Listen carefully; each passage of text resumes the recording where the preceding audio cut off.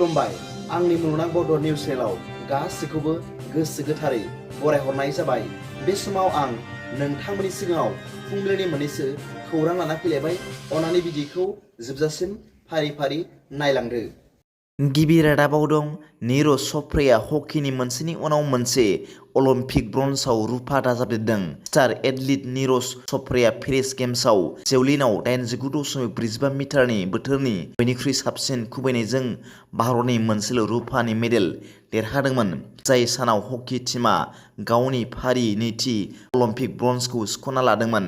च'प्राया एथलेटिक्सआव Olympic सनानि आरो मोनसे रुफा देरहानो हानाय गिबिसिन भारतारि जानो हादोंमोनब्लाबो बे आयदायाव पाकिस्ताननि अरशद नदीमनि गोहोम दंमोन। जाय 89.97 मिटारनि गिदिर खुबैनायजों सनानि मेडेल देरहादोंमोन। बिथाङा इं 1992 मायथाइनि उनाव पाकिस्ताननि गिबिसिन अलिम्पिक मेडेल मोननो हादोंमोन। बेनि सिगां हकी हानजाया ब्रन्ज मेडेल बादायलायनायाव स्पेनखौ 2-1 जों फेजेनदोंमोन। बेयो मोनसे सोमोनांथाव मोगा-मोगि जादोंमोन। स्पेनआ सिगां गल सोदोंमोन। भारतआ मोननै गोख्रै गल सोनो हादोंमोन। ब्रैथि क्वार्टाराव स्पेनआ गोख्रोङै नारसिननायाव नुनो मोनदोंमोन।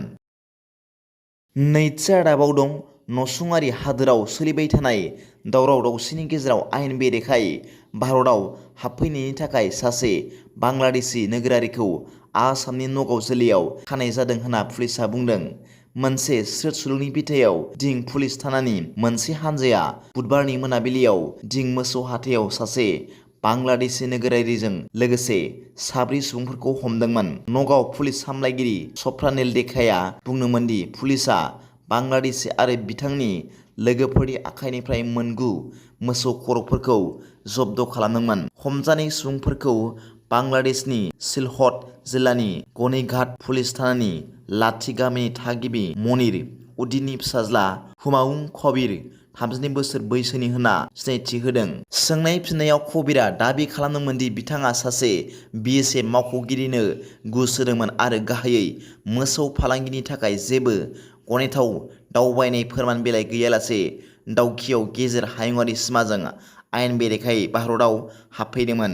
बेखौबो मिथिनो मोन्दोंमोन दि बांलादेशी नोगोरारिया 4 आगस्तखालि सिमा बारदोंमोन आरो 6 आगस्तखालि गेजेर आसामनि नगाव जिल्लानि हरघाट ओनसोलाव सौफैदोंमन। नगाव जिल्लानि सामागुरि गेरुवाथि गामियाव माखासे न'फोराव नायबिजिरनायनि उनाव पुलिसआ हमजानाय गुबुन हादोरफोरनि सुबुंनि आखाइनिफ्राय 2 बांलादेशी सिम कार्डजों लोगोसे गंसे मबाइल फन हेन्डसेट बोखांनो हायो।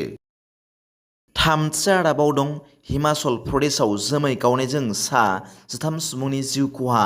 हिमाचल प्रदेशनि समेश दालांनि साखाथियाव मोनसे गिख्रंथाव जोमै गावनायनि जाहोनाव सा 13 सुबुंनि जिउ खहा जायो आरो सा 45 सुबुंफोरा बोहैलांदों होनना मिथिनो मोननाय जादों। बे समाव NDRFनि कमान्डेन्ट बलजिन्दर सिंहआ रोखा खालामदोंमोन दि सा 13 गोथै सह'फोरखौ बोखांनो हानाय जादों। आद्रा थानाय गोमानाय सुबुंफोरखौ नागिरना दिहुननो थाखाय रैखाथि हाबाफारिया सोलिगासिनो दं होनना मिथिहोदों। ब्रैथि रादाबाव दं कलेजाव फरायनाय लाइमोन हिनजावसाफोरनि थाखाय जोबोद गोजोनथाव खौरां। जोबोद आसा खालामजानाय मुख्यमन्त्रि निजुत मयना बिथांखिखौ मैया बृहस्पतिबाराव मावख'आरि महरै जागायजेननाय जाबाय होनना खौरां मोन्दों। खौरां मोननाय बायदिब्ला मैया जनता भवनाव मोनसे हाबाफारियाव मानगोनां गिबि मन्त्रि डक्टर हिमन्त बिश्व शर्माजों बेखेवजानाय निजुत मयना बिथांखिया रायजोनि फसंथानफोराव गोजौ सोलोंथाइ लानायाव 10 लाखनिबो बांसिन हिनजावसा गथ'फोरनो मुलाम्फा होगोन होनना साननाय जादों। बे बिथांखिनि सिङाव सोरखारा थाखो 10 निफ्राय लानानै पस्ट ग्रेजुएटसिम गासैबो हिनजावसा फरायसाफोरनो दानारि स्टाइपेन्ड होगोन। थाखो 11 आरो 12 नि हिनजावसा फरायसाफोरा दानफ्रोमबो 1000 रां स्टाइपेन्ड मोनगोन।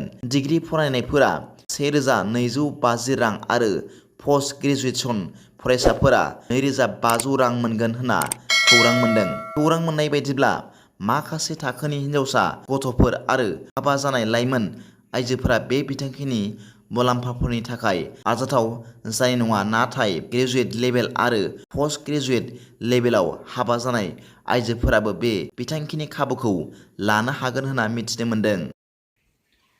दिनैनि फुंबिलिनि मोननैसो खौरांफोरा दा बेखिनिल'मोन। भिडिअखौ मोजां मोनदोंब्ला आंनि बे मुलुगनां बड' निउस चेनेलखौ अननानै साबस्क्राइब खालाम। जायफ्रा गोदानै नायदोंब्ला एसेनोसै, गोजोन्थों।